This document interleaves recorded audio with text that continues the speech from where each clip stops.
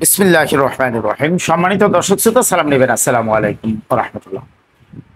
মনের মধ্যে অনেক কথা চাপা পড়ে আছে, কথা বলতে পারছি না, কারণ আপনাদেরকে আজ থেকে প্রায় ৬-৭ দিন আগেই একটা হিন্স দিয়েছিলাম যে আমাদের ত্রুটি চেপে ধরার নির্দেশনা আসছে। আজকে ইতিমধ্যে আপনাদেরকে আমি বিষয়টা জানান দিয়েছি যে আমরা কি কি করতে পারবো, কি কি করতে পারবো না, কি কি করলে আমাদের এমপিও বন্ধ করে দেওয়া হবে। তারপরও আমার কথা তো আমাকেই বলতে হবে, আমার কথা তো কেউ বলে না, তাই আমার কথাগুলো আমাকেই বলতে হবে।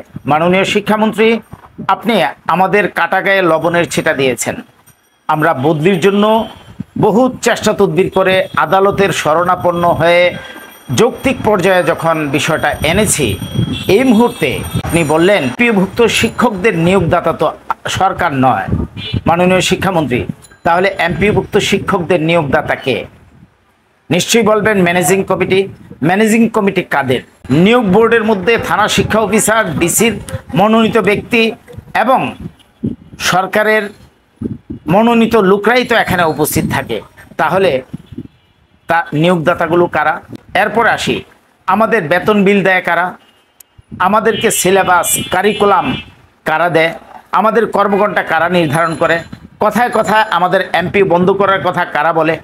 যদি আমাদের ম্যানেজিং কমিটি নিয়োগদাতা হয়, তাহলে আপনারা কেন আমাদেরকে তদারকি করবেন? নিশ্চয়ই আপনাদের দায়িত্বভার আছে বলেই আপনারা তা করেন। যদি আপনাদের দায়িত্বভার থাকে, তাহলে বদলি দেওয়ার দায়িত্ব আপনাদেরই।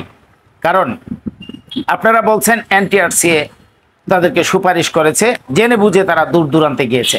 মাননীয় শিক্ষামন্ত্রী, আপনি যখন উপমন্ত্রী ছিলেন, ডাক্তার দীপমণি যখন মাননীয় শিক্ষামন্ত্রী ছিলেন, তখন কিন্তু আপনারা এক মঞ্চে বলেছিলেন ইন্ডেক্সের বিপরীতে বদলি, এটা অত্যন্ত যৌক্তিক বিষয়, আমরা বিষয়টা দেখব। সেই কথার প্রেক্ষিতে শিক্ষকরা দূর দূরান্তে চাকরি নিয়েছে। তাছাড়াও আগে এমপিও শিক্ষায় ৭ নং একটা ধারা ছিল, সেই ধারাতে তারা পরবর্তী আবেদনে অ্যাপ্লিকেশন করে তারা প্রতিষ্ঠান পরিবর্তন করতে পারবে। সেই ধারাটা আপনারা বন্ধ করলেন। আর বদলি করবেন বলে ১.৫ বছর যাবৎ রাষ্ট্রীয় কোষাগার থেকে টাকা পয়সা খরচ করে আপনারা সময় ব্যয় করে কর্মশালা করলেন। কর্মশালা করে যেদিন চূড়ান্ত রূপরেখা তৈরি করতে যাবেন, সেদিন আপনি বললেন যে নিয়োগদাতা তো আমরা নই। মাননীয় শিক্ষামন্ত্রী, সরকার যদি নিয়োগদাতা না হয়, তাহলে আপনারা আমাদেরকে কেন বেতন দেন? আমাদের বিল্ডিংগুলো কেন করে দেন?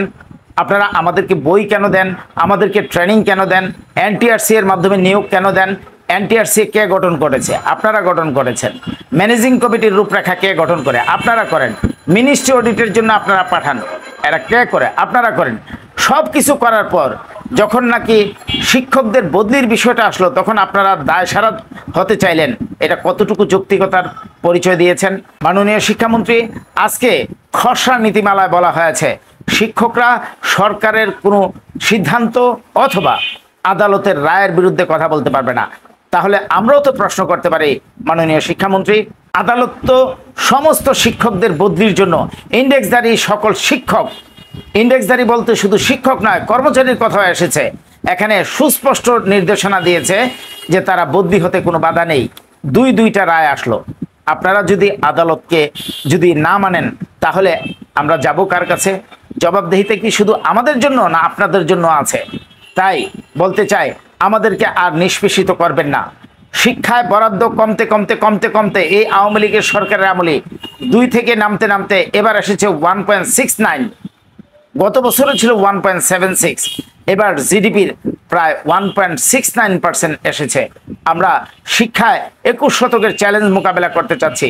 মাননীয় শিক্ষামন্ত্রী, আপনি আমাদেরকে যে প্রতিশ্রুতি দিয়েছিলেন যে শিক্ষকদের বৈষম্যগুলো আমি কমাবো, আপনি কি তা কমাতে পেরেছেন? পারেন নাই। জিজ্ঞেস করলে বলেন ডিসেম্বরেই চাহিদা দিতে হয়, তখন আমি ক্ষমতায় ছিলাম না, এবার বাজেটে বরাদ্দ পেলে আমি দেখি কি করতে পারি। মাননীয় শিক্ষামন্ত্রী, আপনার প্রতি এখনো আমাদের আস্থা এবং বিশ্বাস। আপনি যে বারংবার আমাদেরকে বলেছেন যে শিক্ষকদের বেতন ভাতা বর্ধিত করবেন, যদি আপনি বর্ধিত না করতে পারেন বা যদি না করেন, শিক্ষকদের অবস্থা কি হবে জানেন? শিক্ষকরা ঋণগ্রস্ত। এখানে আপনারা এই খসড়া প্রস্তাবনার মধ্যে তাও এনেছেন ঋণ করা যাবে না। তারপর আপনারা আরেকটা নির্দেশনা এনেছেন, এমন কোনো কর্মকাণ্ড করা যাবে না যা নাকি পেশার মানহানি ঘটে। তাহলে শিক্ষকরা খাবে কি? আমি অনেক শিক্ষককে দেখেছি এই বেতন ভাতা দিয়ে সংসার চলে না বলে রাতের বেলা মাস্ক লাগিয়ে তিনি উবার চালান, সংসার চালান। এটা তো রাষ্ট্রের লজ্জার, এটা আমার লজ্জার নয়। জাতির বিবেক শিক্ষকদেরকে এখন পর্যন্ত স্বাধীনতার 53 বছর পর এসেও শুধুমাত্র ডাল ভাতের নিশ্চয়তা দিতে পারেন নাই। টানা 4 মেয়াদে ক্ষমতা থেকে এখন পর্যন্ত আপনারা শিক্ষকদেরকে ডাল ভাত খাওয়ার নিশ্চয়তা দিতে পারেন নাই। এটা কি ধরনের সফলতা মাননীয় শিক্ষামন্ত্রী? আপনারা একটু ভেবে দেখবেন। আমরা কি তাহলে প্রস্তাবনা তুলব যে আমাদের জন্য বেসরকারি মন্ত্রী চাই? আমরা কি চাইবো, আমরা কি দাবি তুলব যে আমাদের বেসরকারি মন্ত্রণালয়, বেসরকারি ডিজি অফিস সবকিছু দেওয়া হোক? মাননীয় শিক্ষামন্ত্রী, যেহেতু আপনি দায়িত্বে আছেন, অবশ্যই আপনাকেই আমাদের সেই সমস্যার সমাধান করতে হবে। শর্তবিহীন বদলি চালু করতে হবে। শিক্ষকদের অর্থনৈতিক জাতাকল থেকে মুক্তি দিতে সরকারিদের ন্যায় আমাদেরকে বেতন ভাতা দিয়ে দিতে হবে। আমাদেরকে শুধু ধমকানি দিলে হবে না। শাসন তারই সাজে যিনি সুহাগ করেন। আপনি টানা 6 বছর যাবৎ মন্ত্রণালয়ে আছেন, একটিবার শিক্ষকদের জন্য মহান সংসদে একটি কথা বলেন নাই। আশা করি মাননীয় শিক্ষামন্ত্রী আপনি ভবিষ্যতে বা এই চলমান সংসদেই আপনি শিক্ষকদের এই বৈষম্যের কথাগুলো বলবেন। আমরা আপনাকে চিরস্মরণীয় করে রাখবো। ভালো থাকবেন, সুস্থ থাকবেন। আসসালামু আলাইকুম ওয়া রাহমাতুল্লাহ।